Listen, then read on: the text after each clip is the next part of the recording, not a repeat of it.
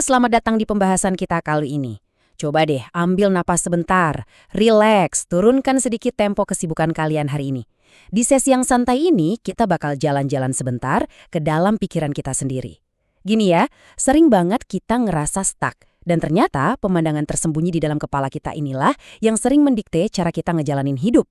Nah, panduan utama kita hari ini adalah buku keren ini, judulnya Memahami Mental Block, Kunci Menjadi Pribadi Tangguh, Produktif, dan Sukses. Ditulis oleh Dr. Rahmat Maulana, MSI. Visual sampulnya ini, wow, bener-bener dapat banget. Ada gambar otak yang terbelah, sebelahnya kayak batu yang retak, sebelahnya lagi menyala terang.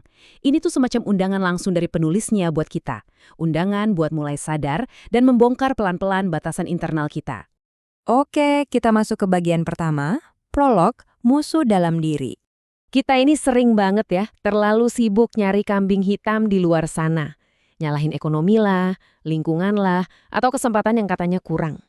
Tapi hari ini, kita putar balik fokus kita 180 derajat ke dalam diri. Kutipan ini bener-bener ngehit banget. Coba resapi sebentar. Musuh terbesar kita, atau tembok paling tinggi yang halangin jalan kita, itu ternyata bukan atasan kita, bukan juga saldo rekening kita, tapi pikiran kita sendiri yang belum sempat kita kenali dan pahami. Lanjut ke bagian kedua, apa itu mental block? Pastinya kalau mau ngelawan sesuatu, kita wajib tahu wujud aslinya dong. Gini, satu hal yang paling krusial, mental block itu bukan sekedar rasa malas. Ini penting banget ditekankan, biar kalian nggak terus-terusan nyalahin diri sendiri. Ini tuh kondisi psikologis yang kompleks. Bayangin, kalian tahu persis apa yang harus dikerjain. To-do list ada, deadline udah jelas, tapi benar-benar merasa lumpuh, nggak bisa gerak. Rasanya kayak ada benturan keras antara niat sadar kita buat maju sama sistem pertahanan bawah sadar yang narik rem darurat tanpa kita minta. Jadi penasaran kan? Mari kita masuk ke bagian ketiga, menyelami akar masalah. Kalau udah jelas ini bukan sekedar malas, terus dari mana sih asalnya? Yuk kita kupas lapis demi lapis, santai aja, nggak perlu ngejudge diri sendiri. Kita tuh sering salah kaprah, nyoba nyelesain masalah pikiran, ya pakai pikiran aja. Padahal urusan biologi tubuh kita itu ngaruhnya besar banget loh. Coba deh, kurang tidur berhari-hari, makan asal-asalan, atau badan yang udah kelewat capek, itu semua secara instan bikin pikiran kita berkabut. Ibaratnya nih, otak kita disuruh lari maraton, tapi badannya kehabisan bensin, yang gak bakal jalan. Nah, selain biologi, ada sisi psikologis yang kerjanya tuh kayak arsitek siluman. Masa lalu yang kurang enak, tekanan dari orang sekitar, atau sering dikritik pas masih kecil, semua itu diam-diam ngebangun tembok tebal di kepala kita yang sering disebut limiting beliefs atau pikiran yang membatasi. Lucunya atau tragisnya, kita ngebangun benteng ini awalnya buat ngelindungin diri dari rasa takut gagal, pada akhirnya benteng itu sendiri yang malah mempenjarakan kita. Sekarang kita bahas bagian keempat, bentuk nyata mental block. Gimana sih wujud tembok-tembok kasat mata ini di keseharian kita? Pasti kalian bakal ngerasa relate sama beberapa pola ini. Mari kita bedah lewat perbandingan krusial ini. Fixed mindset alias pola pikir tetap. Ini tuh bentuk mental block yang paling halus dan disetir penuh sama ketakutan.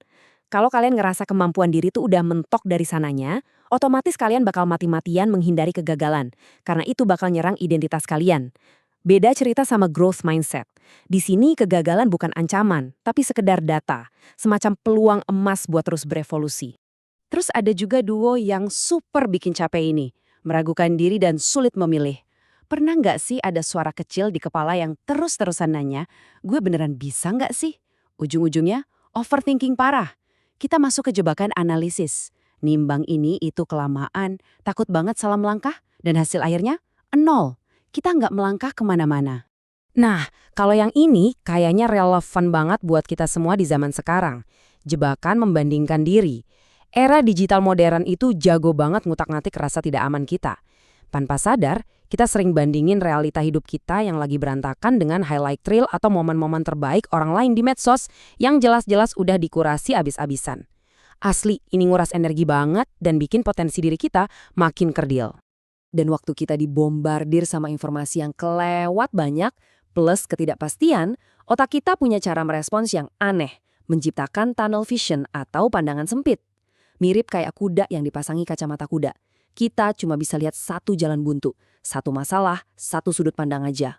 Kita mendadak buta sama alternatif jalan keluar yang sebenarnya lebih kreatif dan ironisnya ada persis di depan mata kita.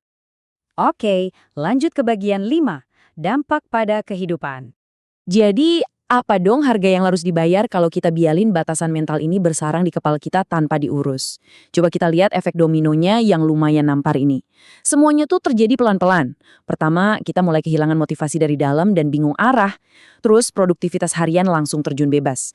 Kerjaan yang biasanya sepele, tiba-tiba kerasa mustahil buat diselesain. Dan yang paling bikin sedih, kita mulai narik diri dari pergaulan. Interaksi sosial kita jadi kaku karena kita udah terlalu capek berantem sama pikiran sendiri. Dan sampailah kita di puncaknya. Kita menjalani hidup secara autopilot, tanpa energi dan tanpa antusiasme. Kebayangkan? Bangun, kerja, pulang, tidur lagi, gitu terus. Kita emang bernapas, tapi nggak benar-benar hadir. Kita cuma sekedar bertahan hidup, bukan benar-benar menikmati hidup. Buat saya, ini tuh tragedi paling menyedihkan dari mental block. Dia ngerampok gairah hidup kita diam-diam. Tapi tenang, kita masuk ke bagian 6. Jalan keluar transformasi diri. Jangan lemes dulu ya, karena selalu ada jalan keluar yang menenangkan di sini. Gini, nggak ada kondisi psikologis yang benar-benar permanen kalau kita punya kesadaran. Langkah paling krusialnya itu sesimpel ini. Kita nggak akan pernah bisa memperbaiki diri dengan cara membenci diri sendiri. Catat tuh, menolak kekurangan atau memusuhi kegagalan itu cuma bikin mental blocknya makin tebel. Sebaliknya, penerimaan diri yang radikal, nerima diri kita apa adanya hari ini dengan segala kekurangan dan rasa takutnya, justru jadi fondasi paling kokoh buat pertumbuhan apapun ke depannya. Nah, ini dia langkah-langkah santai buat bebas dari belenggu itu. Pertama, bangun kesadaran diri. Coba deh, mulai nyadar. Kapan sih napas kalian mulai pendek, atau kapan kalian mulai gatel pengen nunda kerjaan. Kedua, identifikasi pola negatif. Tangkap basah pikiran-pikiran yang udah nebak kalian bakal gagal padahal nyoba aja belum. Dan ketiga, ini juara utamanya. Praktekan self-compassion. Maksudnya, tolong perlakukan diri kalian sendiri pakai kebaikan dan kelembutan yang sama persis kayak pas kalian nenangin sahabat baik yang lagi down. Bisa kan? Sekarang, coba tanyain pertanyaan ini ke diri kalian sendiri. Udah capek belum sih berantem terus sama diri sendiri? Kalian udah siap buat berhenti melawan, mulai menerima, dan pelan-pelan ngancurin batas-batas tak terlihat di kepala kalian? Sebagai penutup perbahasan kita kali ini, saya mau ninggalin satu pesan super inspiratif dari buku ini. Transformasi sejati dalam hidup kalian itu mulainya bukan karena bos kalian tiba-tiba baik atau karena ekonomi mendadak stabil. Transformasi itu mulai karena cara pandang kalian yang berubah. Begitu kalian berhenti ngasih izin ke pikiran buat memenjarakan kalian bakal kaget sendiri ngelihat betapa luasnya potensi yang ada di dalam situ. Jadi pertanyaannya sekarang, langkah sekecil apa nih yang mau kalian ambil hari ini buat mulai ngeruntuhin dinding pertama di pikiran kalian? Terima kasih ya udah nyediain waktu buat ngobrol dan belajar bareng di Expander ini. Sampai ketemu di pembahasan seru berikutnya, dan selamat bertumbuh.